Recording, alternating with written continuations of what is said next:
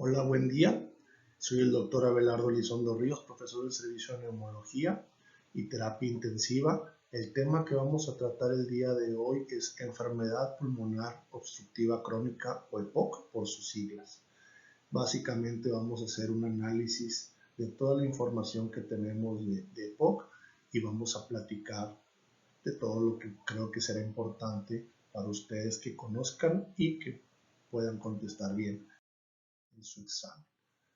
Antes de hablar un poquito de EPOC, quiero darles un pequeño resumen. Que hay un grupo a nivel mundial que se llama el Grupo GOLD, que es la Iniciativa Global para la Enfermedad Obstructiva Crónica. Es un grupo de expertos que se han reunido a través de los últimos 20 años. Ellos se juntan cada año para analizar toda la evidencia científica en base a EPOC, tanto en diagnóstico, tratamiento, epidemiología, etcétera, etcétera. Y de ahí salen muchos lineamientos o recomendaciones para el diagnóstico y tratamiento de EPOC. Van a ver mucho ese logo arriba hacia la derecha, que es la iniciativa GOLD, el logo de GOLD. En mi presentación, porque pues nosotros tomamos mucho de lo que las recomendaciones dicen para el manejo de nuestros pacientes con EPOC. ¿Cómo se define la enfermedad pulmonar obstructiva crónica? Es una condición pulmonar heterogénea caracterizado por síntomas respiratorios crónicos que básicamente implican disnea, tos, expectoración. Hay anormalidades en la vía aérea tanto a nivel de los bronquios, bronquiolos y a nivel de los alvéolos, que esto causa al final del día una persistencia de obstrucción al flujo aéreo frecuentemente progresiva. Entonces estamos viendo que en la definición sabemos que es una enfermedad heterogénea, que afortunadamente es prevenible, es tratable, que habla de una obstrucción crónica donde hay un componente inflamatorio, donde hay un deterioro a nivel de la vía aérea, a nivel de bronquios y bronquiolos y también destrucción del parénquima pulmonar. Y todo esto produce una serie de síntomas que van a ser progresivos en nuestros pacientes si no tomamos cartas en el asunto e iniciamos medidas farmacológicas y no farmacológicas. Cuando hablamos de prevalencia de la enfermedad, se estima que aproximadamente casi 400 millones de casos a nivel mundial se presentan. Las estadísticas del 2010 nos hablan de 380, las estadísticas del 2020 ya andan rozando los 400 millones de casos de EPOC, con una prevalencia global entre el 11 y el 12% aproximadamente. Aquí en México se calcula una prevalencia aproximadamente del 8 o 9%, más sin embargo no tenemos cifras que sean totalmente fidedignas porque hay mucho subdiagnóstico de la enfermedad. Si hablamos de mortalidad, se dice que aproximadamente al año mueren más de 3 millones de personas asociadas a la enfermedad de EPOC, y obviamente con el aumento en el consumo de cigarrillos, exposición a biomasa, ahora con el vapeo, cigarros electrónicos, contaminación ambiental, todo eso contribuye a que los casos vayan en aumento, lejos de disminuir como nosotros quisiéramos. Se calcula que probablemente dentro de unos 20 años sea la segunda o la tercera causa de muerte a nivel mundial, solamente arriba las enfermedades cardiovasculares, los accidentes. Entonces es algo que debemos de tener mucho en cuenta. Para el 2030 se calcula que hasta 4.5 millones de personas van a fallecer anualmente por esta enfermedad. Entonces, pues estamos viendo que es una emergencia mundial por la cantidad de casos que hay. Y una cosa que es muy importante, y lo estamos viendo en esta imagen en la parte de abajo al lado izquierdo, es que se calcula que más de la mitad de los pacientes con EPOC no están diagnosticados. Una, porque el paciente no acude con su médico a que le haga el diagnóstico, y ahorita hablaremos de cómo hacer el diagnóstico. Y otra, porque el médico a veces no sospecha la enfermedad y no toma las medidas diagnósticas pertinentes para llegar al diagnóstico de la enfermedad. Una complicación o una situación grave de los pacientes con EPOC es que ellos tienen agudizaciones o exacerbaciones, y los vamos a platicar en un ratito más. Esas agudizaciones o exacerbaciones hacen que el paciente termine en el hospital, pierda función pulmonar e incluso pueden morir por una exacerbación. Se considera que 1 de cada 5 pacientes que tiene una exacerbación grave puede morir en el lapso de un año. Es algo que debemos de tomar mucho en cuenta. Entonces, la mortalidad ya la hablamos, todo eso yo creo que lo debemos de considerar al momento de tener un paciente que tenga ciertas características. Si hablamos de la fisiopatología, en breve podríamos decir que ocurren básicamente dos cosas en un paciente que desarrolla EPOC. Uno, la exposición a humo del cigarro, a humo de leña, contaminación ambiental, etcétera, etcétera, produce una inflamación de la vía aérea. Esa inflamación de la vía aérea produce hipersecreción de glándulas mucosas, hiperplasia de células caliciformes, inflamación importante, engrosamiento de la pared del bronquio, y eso va a traer al final del día una fibrosis a nivel de la vía aérea. Y esa fibrosis va a aumentar la resistencia del paso del aire. Va a hacer que sea más complicado que pase el aire y tiene que pasar con mayor resistencia. Entonces, uno de los datos fisiopatológicos es aumento de la resistencia de la vía aérea. Y eso predomina generalmente en el paciente que tiene bronquitis. Ya ratito lo vamos a platicar. Y el segundo punto importante desde el punto de vista fisiopatológico es que además de la fibrosis o inflamación de la vía aérea, hay destrucción del parénquima pulmonar. Las paredes alveolares se empiezan a dañar, empiezan a destruirse y se empiezan a formar bulas enfisematosas. Esto hace que se pierdan las uniones alveolares y disminuye la elasticidad o la compliance pulmonar. Y estas dos situaciones, como lo vemos aquí, la fibrosis que provoca aumento de la resistencia y el enfisema que produce disminución de la elasticidad, al final del día nos van a producir una limitación al flujo del aire. Si hablamos de la enfermedad, hay dos grandes patologías que están involucradas en EPOC. Una es el enfisema pulmonar y otra es la bronquitis crónica. Cuando hablamos de EPOC debemos de pensar en enfisema pulmonar y debemos de pensar en bronquitis crónica. Las dos enfermedades ocurren prácticamente a la par. Hay algunos pacientes donde predomina más el enfisema y otros donde predomina más la bronquitis. Es muy raro tener un paciente donde tengan única y exclusivamente una de las dos enfermedades, que tengan enfisema puro o bronquitis pura. No es lo habitual, pero debemos de tenerlo en consideración. El enfisema, ¿cómo se diagnostica? ¿Cómo se define el enfisema? Desde el punto de vista práctico, la definición de enfisema es histopatológica. Vamos a ver en una laminilla de un tejido pulmonar, sacos alveolares, paredes alveolares destruidas, formación de bulas, y todo esto produce destrucción del intercambio gaseoso. Obviamente, a la gran mayoría de nuestros pacientes con EPOC nos vamos a hacer una biopsia del pulmón para diagnosticar enfisema. Afortunadamente tenemos algunos estudios como la tomografía, el TAC de tórax, y algunas radiografías nos pueden ayudar para determinar si el paciente tiene enfisema. Y la segunda patología, que es la bronquitis crónica, es una definición clínica. El paciente tiene tos y expectoración por lo menos 3 meses por 2 años consecutivos. Entonces, esas son las dos enfermedades que engloba básicamente EPOC, la enfermedad pulmonar obstructiva. La inflamación en EPOC es diferente a la de asma. Se ha querido manejar con que la inflamación es igual y en un momento dado tratar de manejarlo un poquito similar, pero en realidad la inflamación es un poco diferente.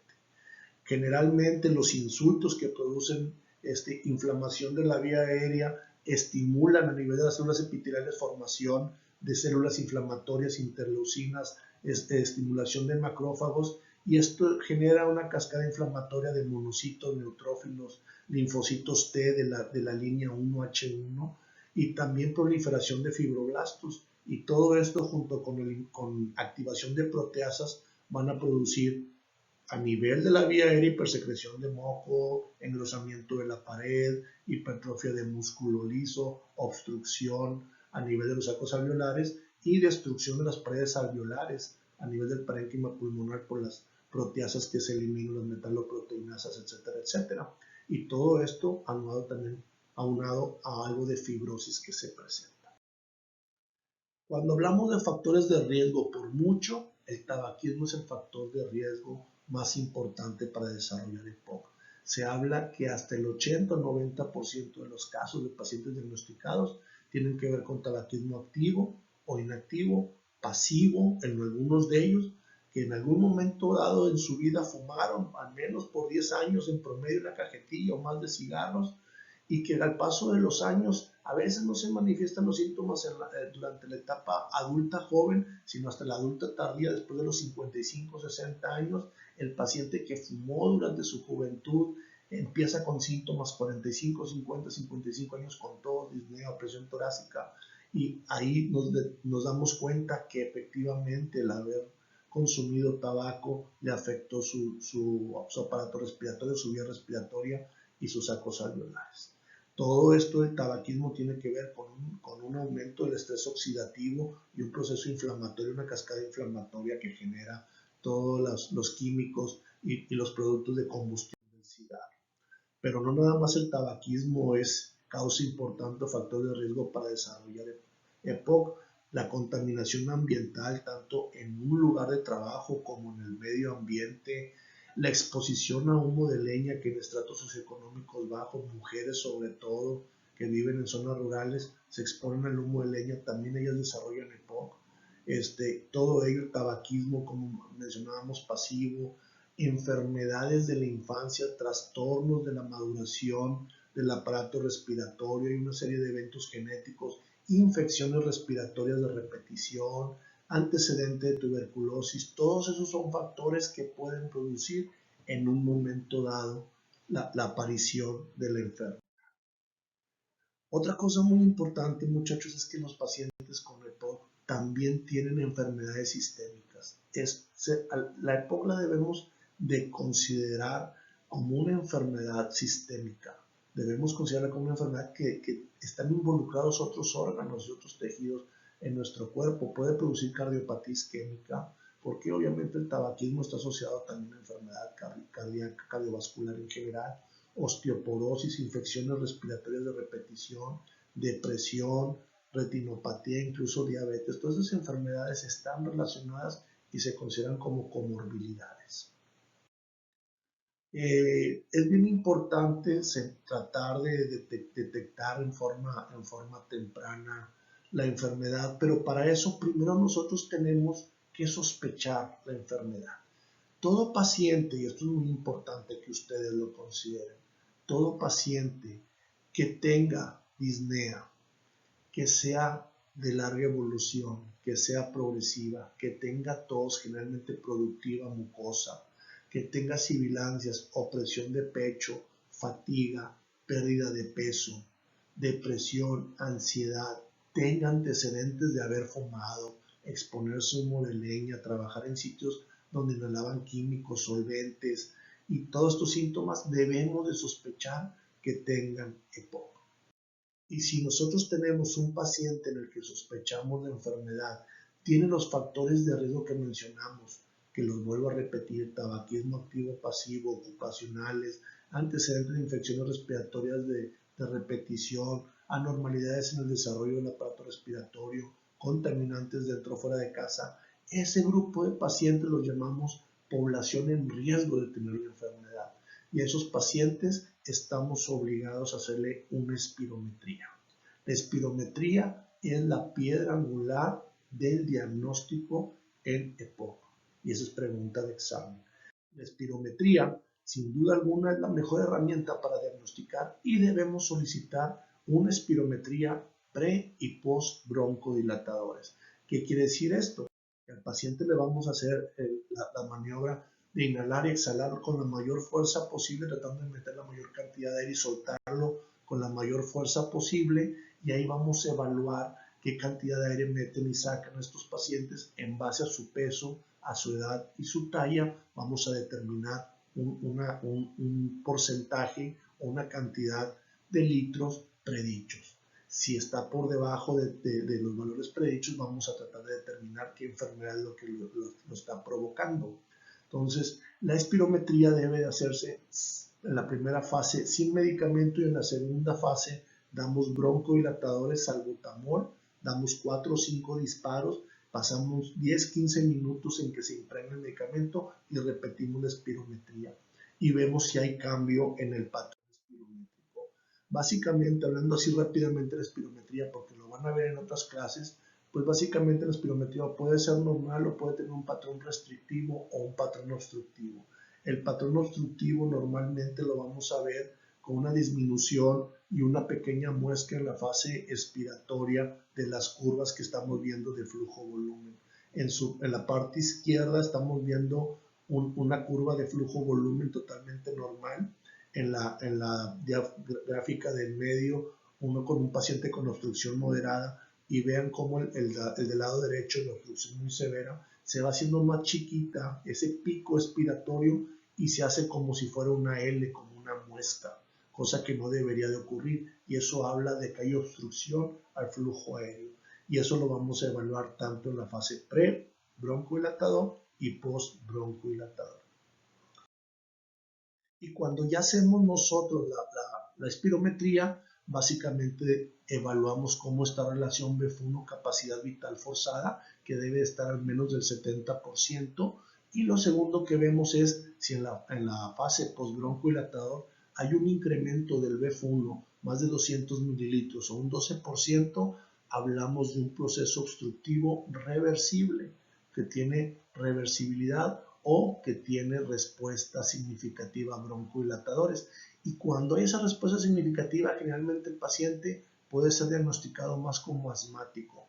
Pero si no hay esa respuesta de aumento de 200 mililitros del BF1 o del 12% del basal en la fase pre-broncodilatador, habla de un proceso obstructivo no reversible o sin respuesta a broncodilatador, y eso lo encasilla como diagnóstico de POC. Entonces, el diagnóstico de POC es una espirometría pre y postbroncodilatador con una relación BF1, capacidad vital forzada por debajo del 70%, y que no tiene respuesta significativa más de 200 mililitros o 12% al BF1 en la fase postbroncodilatador.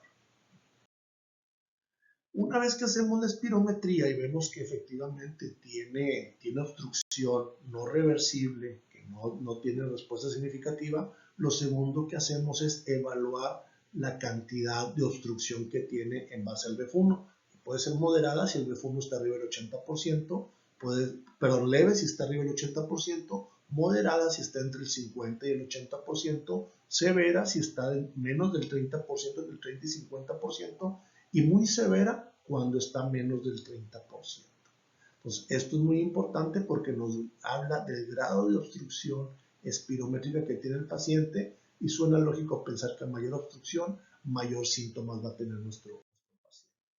Lo otro que hacemos, y es muy importante, hasta hace algunos años nosotros nada más considerábamos que en EPOC era hacer la espirometría y ver cómo estaba el BF1 para ver qué tan grave estaba el paciente. Pues ahora nos hemos dado cuenta que si nada más hacemos eso, nos quedamos muy cortos. Tenemos que evaluar también en ellos qué tantos síntomas tienen, específicamente disnea, tos, expectoración, y tenemos dos herramientas muy importantes para evaluar los síntomas, la magnitud de los síntomas o la gravedad de los síntomas en nuestros pacientes. Uno de ellos es la escala MMRC modificada, que es una escala de disnea, donde aquí estamos viendo, se los voy a poner en español, que se clasifica en un grado de 0 hasta 4 en base a la disnea que el paciente tenga en situaciones muy particulares. De aquí lo estamos viendo, el grado 0 pues nada más es disnea al ejercicio intenso, el grado 1 al subir una cuesta pronunciada o andar deprisa, el grado 2 es cuando no mantiene el paso con las personas de su misma edad, cuando al caminar en planito se empieza a cansar, el grado 3 es cuando tiene que parar cuando ha caminado al menos de 100 metros, y el grado de disnea 4 es cuando ya prácticamente el paciente tiene disnea de reposo. Esta es una muy buena herramienta para evaluar al paciente con EPOC, pero el problema es que nada más mide disnea. Un paciente con EPOC también puede tener disnea por otras causas, puede tener disnea por problema cardíaco, puede tener disnea por desnutrición, por obesidad, por otras cosas. Entonces tenemos que considerar que tiene ciertas limitaciones. La otra herramienta para medir los síntomas de nuestro paciente es la escala CAT, que significa COPD Assessment Test. Es una prueba de evaluación de EPOC que se hace mucho a nivel mundial. Son 8 preguntas que estamos viendo aquí, que se le hace a los pacientes, por ejemplo, que si trae tos, que si trae flema, que si trae disnea, que si duerme bien en la noche, que si la enfermedad lo limita para salir de su casa, etcétera, etcétera, y le damos un puntaje de 0 a 5 puntos a cada una de estas preguntas. El mínimo sería 0 y el máximo serían 40. Cualquier paciente que tenga más de 10 puntos podemos decir que le está impactando en su calidad de vida los síntomas que el paciente tiene. Entonces esto es muy importante saber si tiene estos síntomas o la escala de disnea MMRC, porque en base a eso, junto con la espirometría y junto con otro parámetro que son las exacerbaciones, vamos a definir la gravedad de la enfermedad. El otro punto que evaluamos son las exacerbaciones. Hace ratito les platicaba, una exacerbación en un paciente con EPOC es el equivalente a que un paciente que tiene cardiopatía isquémica tenga un cuadro de angina. Tiene una agudización de su enfermedad. Y el paciente con exacerbaciones se le inflama más la vía aérea, empeora su calidad de vida, aumentan sus síntomas, le declina la función pulmonar, lo hace que vaya más seguido al hospital e incluso lo hace que tenga mayor riesgo de mortalidad. Todo esto es lo que ocurre cuando un paciente se exacerba.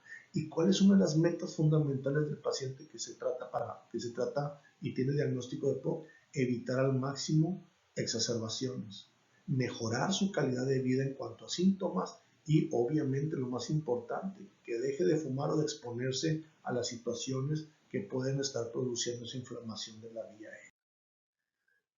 Desgraciadamente, las exacerbaciones siguen siendo una causa muy común de ingreso a los pacientes con EPOC. Como les mencionaba, es un aumento de los síntomas. La definición de una exacerbación, nosotros la hablamos que es como un evento caracterizado por aumento de disnea, tos, expectoración, que empeora al menos en los últimos 14 días en un paciente que tiene EPOC. Y aquí vemos en su lado derecho la clasificación más reciente, que es la escala de Roma de exacerbaciones, que es leve, moderada y grave. ¿Por qué es importante saber si es leve, si es moderada o es grave? Porque esto me va a definir qué tratamiento le voy a dar y si necesito hospitalizarlo o no. Y en base a la severidad, pues también esos son los criterios de Roma que les mencionaba. Voy a definir también en dónde lo voy a internar. Si lo voy a dar manejo en urgencia, si lo voy a mandar a su casa, si lo voy a internar en una sala de hospitalización o si tiene que ir a terapia intensiva porque está la enfermedad bastante severa y va a requerir tal vez de oxígeno con alto flujo, ventilación no invasiva, etcétera, etcétera. Pues vamos a resumir todo lo que les platiqué del diagnóstico. Yo tengo un paciente que tiene síntomas muy sugestivos, que tiene factores de riesgo muy sugestivos. ¿Por qué? Porque a lo mejor fumó 20 años, 25 años una cajetilla diaria y viene conmigo porque trae tos, trae algo de disnea, aumento de la flema. A ese paciente le hago la espirometría. Si la espirometría sale que la relación BF1, capacidad vital forzada, está a menos del 70% y no tiene respuesta broncohilatador, digo que este paciente tiene EPOC. Lo segundo que veo es el grado de obstrucción espirométrica como lo estamos viendo aquí, si es un GOL 1, 2, 3 o 4 en base a la obstrucción espirométrica. Y lo tercero es qué tantos síntomas tiene, que lo estamos viendo aquí donde dice la escala A, B y E, cómo está su MMRC, cómo está su CAT. Si el MMRC está en 0,1, el CAT menos de 10, tiene pocos síntomas. Si su MMRC está más de 2 o el CAT arriba de 10, tiene muchos síntomas. Y el otro parámetro que determinamos son las exacerbaciones. Si un paciente tiene más de 2 exacerbaciones en un año moderadas o una que lo lleva al hospital, hablamos de un paciente exacerbador frecuente. Y si el paciente tiene nada más una exacerbación leve que no lo lleva al hospital o ninguna exacerbación en el último año, se considera un paciente de bajo riesgo de exacerbaciones. Y todo esto, ¿por qué es importante? Porque si yo encasillo al paciente como un paciente que tiene pocos síntomas y que no se exacerba frecuentemente, que es el grupo A, el tratamiento será determinado en base a la gravedad. Si el paciente tiene más síntomas, a lo mejor el tratamiento tengo que darle un poco más de tratamiento. Y si el paciente aparte es exacerbador, tengo que ajustar también el tratamiento. ¿Para qué me sirve la gravedad?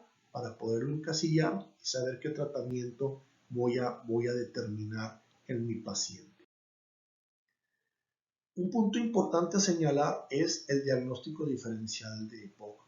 Debemos el diagnóstico diferencial más importante es con asma, sobre todo en personas jóvenes, insuficiencia cardíaca, bronquiectasias, tuberculosis, bronquiolitis obliterante, panbronquiolitis difusa que puede estar dado por algunas otras enfermedades de tipo autoinmune, medicamentos, etcétera, etcétera. Todo eso debemos de evaluar y tratar de descartar una vez que tenemos un paciente con sospecha. ¿Cuál es el tratamiento? Que yo creo que es la parte más importante que quiero dejarles clara. Ya hablamos de un poquito de definición, de fisiopatología, ya hablamos de diagnóstico, ya hablamos de la espirometría, ya hablamos de la clasificación en base al modelo GOLD de EPOC. Ahora vamos a hablar del tratamiento. El tratamiento lo dividimos en dos grandes grupos: tratamiento no farmacológico y tratamiento farmacológico. Y en el tratamiento no farmacológico aquí tengo todos los datos o todas las medidas que tenemos que tomar en cuenta no farmacológicas cuando diagnosticamos un paciente con EPOC. Tenemos que educarlo, que conozca su enfermedad. Tenemos que incentivar que haga actividad física.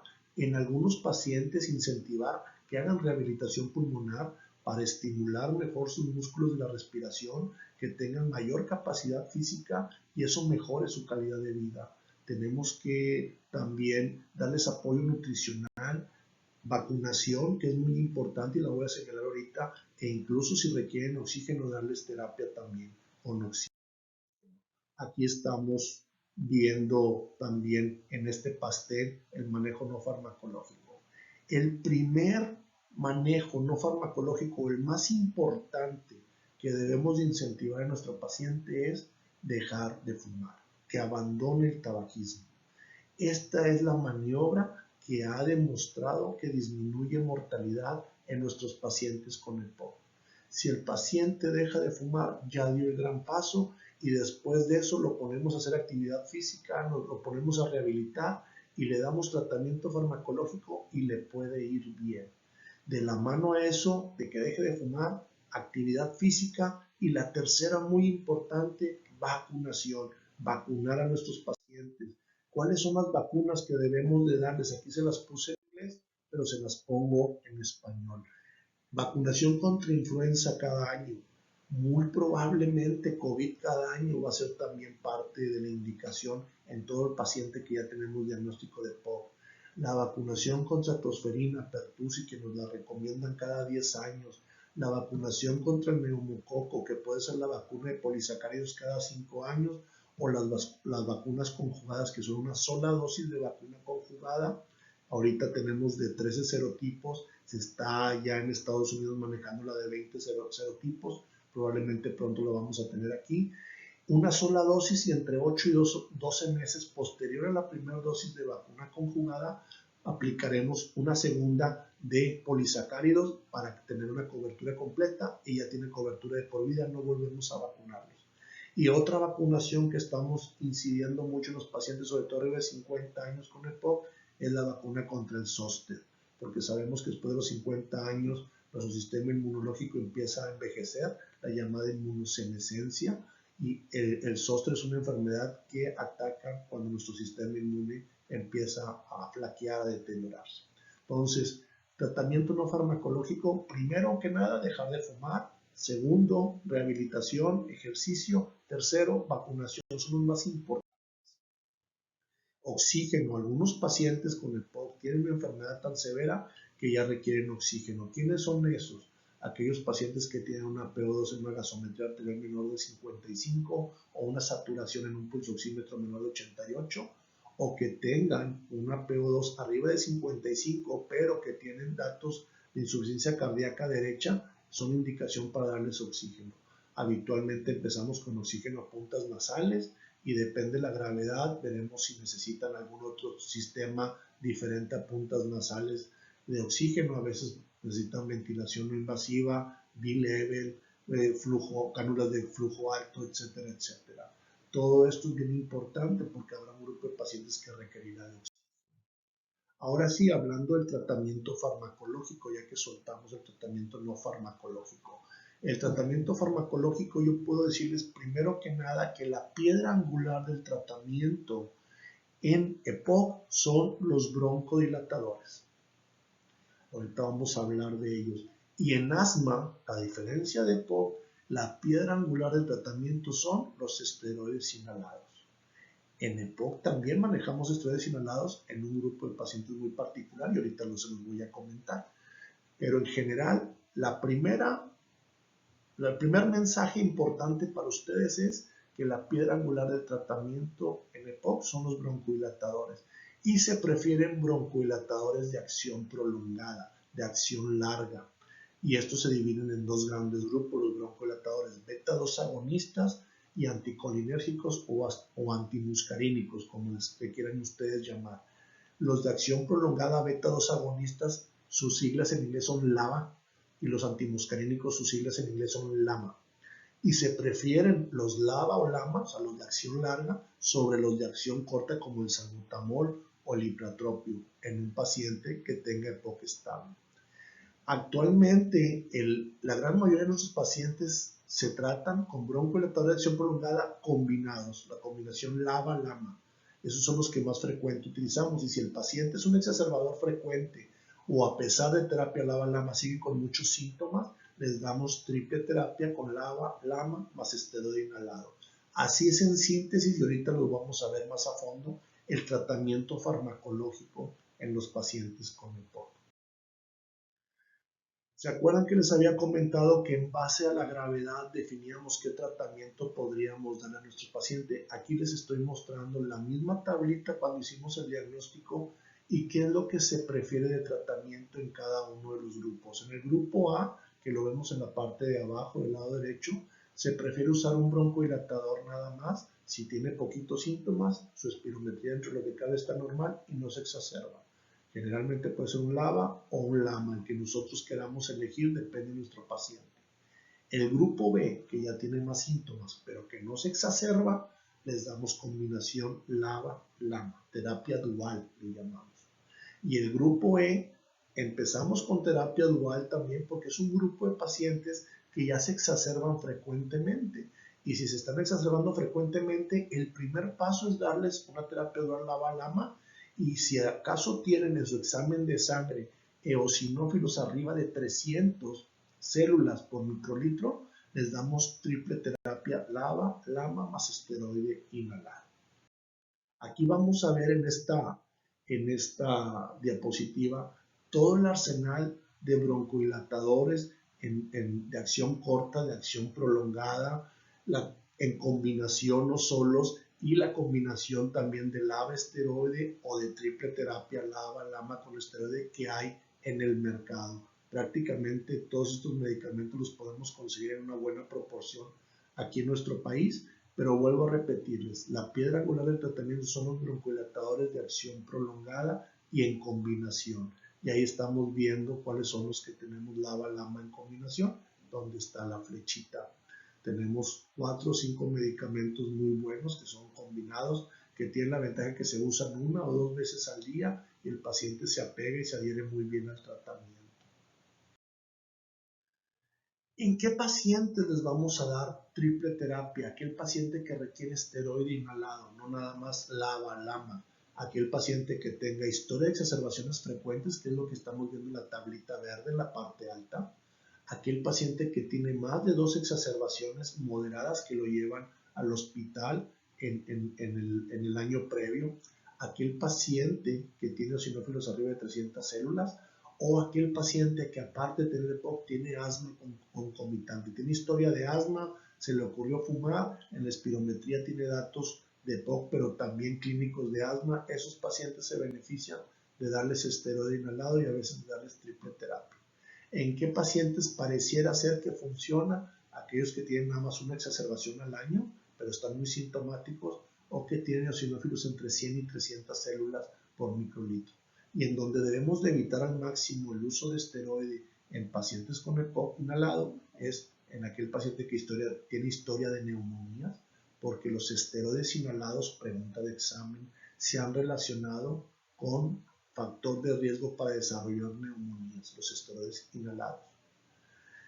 La otra contraindicación por usar esteroide inhalado es que tengan eosinófilos menos de 100 células por microlitro. De esos pacientes no se benefician de darles esteroide inhalado. Y el tercero, que tengan historia de infecciones por micobacterias, porque esto puede precipitar una reactivación de enfermedad por micobacterias. Esta tablita básicamente nos dice qué es lo que debemos de hacer en un paciente que tiene POC estable y si sigue con síntomas o si se sigue exacerbando. En el lado izquierdo vemos que si sigue con síntomas y lo teníamos con una LABA o con un LAMA, los pasamos a un LABA-LAMA. Y si con la combinación LABA-LAMA siguen con síntomas, habrá que investigar, muy importante, uno, si el paciente está usando el medicamento. Dos, si el paciente está usando adecuadamente los dispositivos. Que aquí hago un paréntesis, muchachos. Una de las principales causas de que un paciente con EPOC no se controle su enfermedad es que no sabe usar los dispositivos. Y es obligación de nosotros enseñarlo a utilizar adecuadamente los dispositivos. Hay una gran cantidad de dispositivos para el manejo de EPOC y cada dispositivo tiene su mecánica diferente. Al paciente hay que buscar el mejor dispositivo para él, el que mejor se le acomode y el que mejores sales o sustancias activas tenga para el control de su enfermedad. Entonces, lo primero que han de hacer en aquel paciente que no se está controlando, revisen si lo está tomando el medicamento y si está usando adecuadamente los dispositivos. Y si el paciente se está exacerbando frecuentemente y lo teníamos con LABA-LAMA, así de sencillo, no se hagan bolas, lo pasamos a triple terapia. Y si a pesar de tenerlo con LABA, LAMA y esteroides sigue con síntomas, nos vamos a hacer dos preguntas. Una, ¿el paciente es exfumador? Podemos agregarle acitromicina. Dos, el paciente es bronquítico crónico, tiene mucha tos y su BFUMO está menos del 50%, a la triple terapia le podemos agregar roflumilast, que es un inhibidor de la fosfodiesterasa 4. Ese es el tratamiento básicamente si el paciente está estable pero no ha cedido sus síntomas o si sigue exacerbándose. Hay una serie también de procedimientos diferentes a los medicamentos que se pueden hacer en los pacientes con EPOC que tienen enfermedad muy severa. Si tienen mucho enfisema se puede hacer cirugía de reducción de volumen, se puede hacer bulectomía. Hay hospitales ya en el mundo donde se hace trasplante pulmonar a pacientes con EPOC.